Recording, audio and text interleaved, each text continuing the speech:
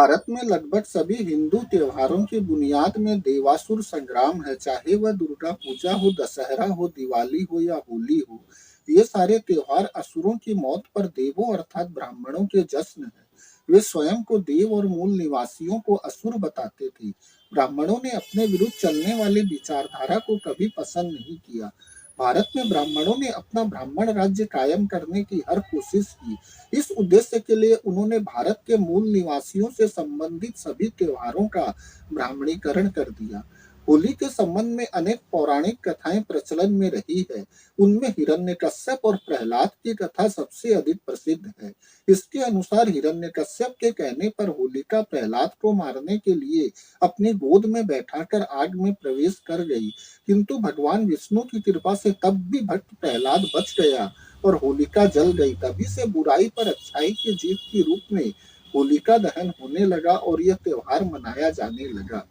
इस कहानी के बाद सवाल खड़ा होता है कि होली के पीछे का पूरा सच क्या है। 19वीं सदी के विचारक और समाज सुधारक ज्योतिबा फुले ने गुलामगिरी शीर्षक वाली पुस्तक में बताया कि कैसे होली को लेकर किस तरह गलत प्रचार किया गया। उन्होंने अपनी पुस्तक गुलामगिरी में इस बारे में कहा है। इस पुस्तक के 5वें अध्याय के 25 और 26 पृष्ठ पर ज्योतिराव ढोंडीराव संवादात्मक शैली में सारी बातें वर्णित है। इसी की मार्फत सारी बातें समझते हैं। यहाँ ढोंडीराव ज्योतिराव से सवाल कर रहे हैं और ज्योतिराव उसे समाधान दे रहे हैं। देखिए, ढोंडीराव पूछ रहे हैं कि बराह की मृत्यु के बाद द्विज लोगों का मुखिया कौन हुआ। ज्योतिराव: नरसिंह। ढोंडीराव फिर पूछते हैं, नरसिंह स्वभाव से कैसा था। ज्योतिराव बताते हैं, नरसिंह स्वभाव से लालची, धोखेबाज, विश्वासघाती, विनाशकारी, क्रूर और भ्रष्ट था। वह शरीर से बहुत मजबूत और बलवान था। ढोंडीराव: उसने क्या किया था। ज्योतिराव: सबसे पहले उसके मन में हिरण्यकश्यप की हत्या का विचार आया। उसने यह अच्छी तरह समझ लिया था कि उसकी हत्या किए बगैर उसका राज्य उसे मिलने वाला नहीं। अपना दुष्ट उद्देश्य सफल करने के लिए उसने गुप्त हरकतें करनी शुरू कर दी। उसने अपने एक ब्राह्मण शिक्षक के माध्यम से हिरण्यकश्यप के बेटे प्रहलाद के अबोध मन पर अपने धर्म सिद्धांत थोपना शुरू कर दिया, जिसकी वजह से प्रहलाद ने अपने हर हर नाम के कुलस्वामी की पूजा करना छोड़ दिया।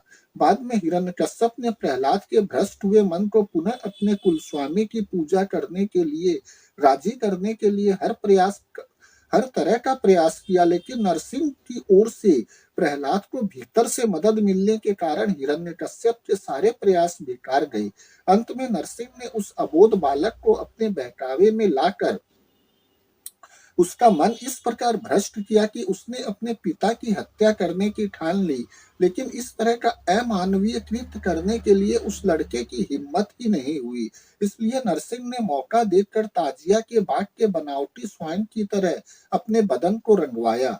मुंह में बड़े बड़े नकली दांत लगवाए, लंबे बालों की दाढ़ी मूछें लगवाई और वह नकली भयंकर डरावना सिंह बन गया।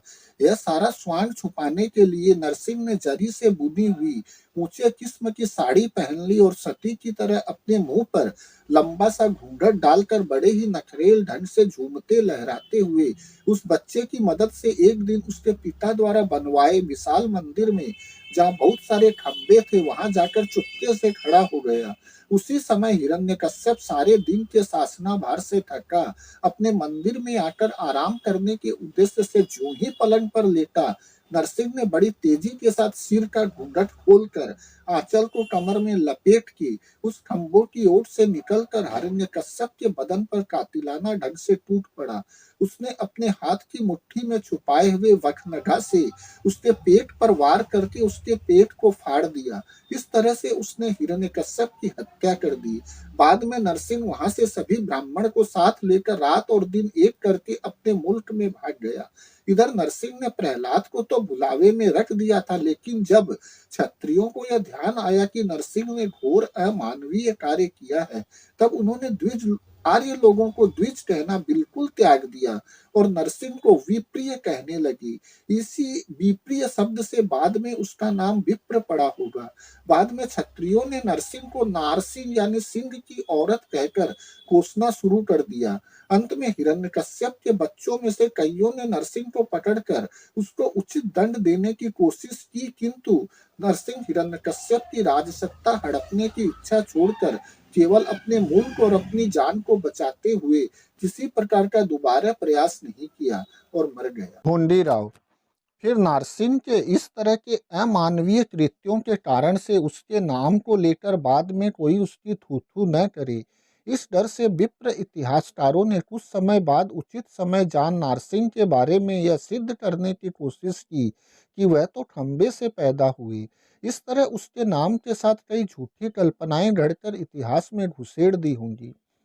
ज्योतिराव हाँ, इसमें भी कोई शक नहीं, क्योंकि यदि वह खंबा से पैदा हुआ माना जाए तो उसकी गर्भ की नाल दूसरे किस व्यक्ति ने काटी होगी और उसके मुंह में दूध का स्तन दिए बगैर वह कैसे जिया होगा।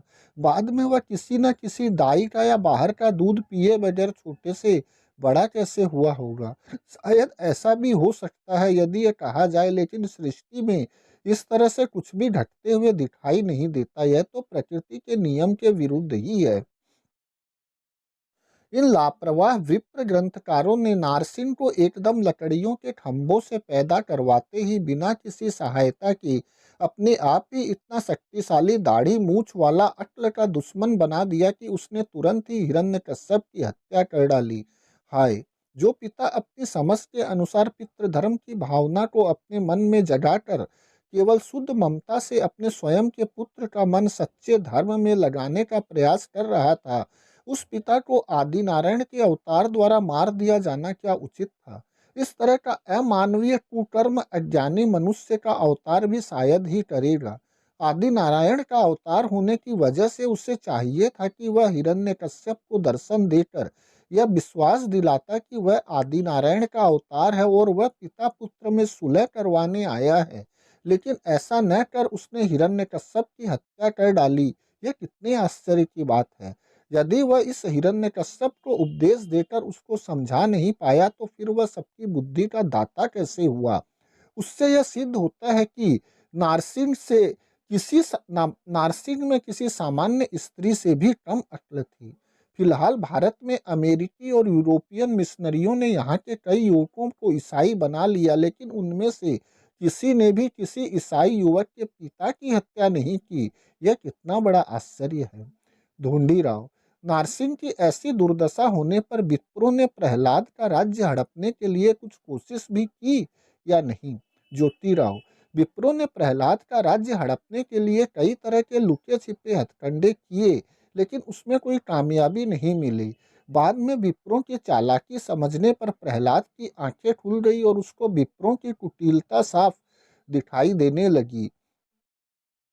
तब से प्रहलाद ने विप्रों पर किसी भी तरह का भरोसा करना छोड़ दिया और सभी लोगों से केवल ऊपरी दिखावे का स्नेह रखकर अपने राज्य की उचित व्यवस्था योग्य प्रतिबंध करके मर गया। उसके मरने के बाद उसी के बेटे विरोचन ने अपने राज्य को संभालते हुए उस राज्य को बलशाली बनाते हुए अंतिम सांस ली। विरोचन का बेटा राजा बलि बहुत ही कुशल शासक व योद्धा था। उसने सबसे पहले अपने ही पड़ोसी छोटे बड़े क्षेत्रपतियों को भ्रष्ट दंडाखोरों की ज्यादतियों से मुक्त किया और उन पर अपना अधिकार कायम किया। बाद में उसने अपने राज्य को बढ़ाने की दिनों दिन कोशिश की। उस समय विप्रों का मुखिया वामन था। उसको यह सब सहन नहीं हो रहा था, इसलिए उसने बलि का राज्य लड़ झगड़ कर लेने के उद्देश्य से ही गुप्त रूप से बहुत बड़ी फौज तैयार की और अचानक बलि के राज्य की सीमा पर आ पहुंचा। वामन बहुत ही लोभी, दुस्साहसी और अड़ियल दिमाग वाला था। गुलामगिरी के अनुसार ये है नरसिंह अवतार की पूरी कहानी। धन्यवाद दोस्तों।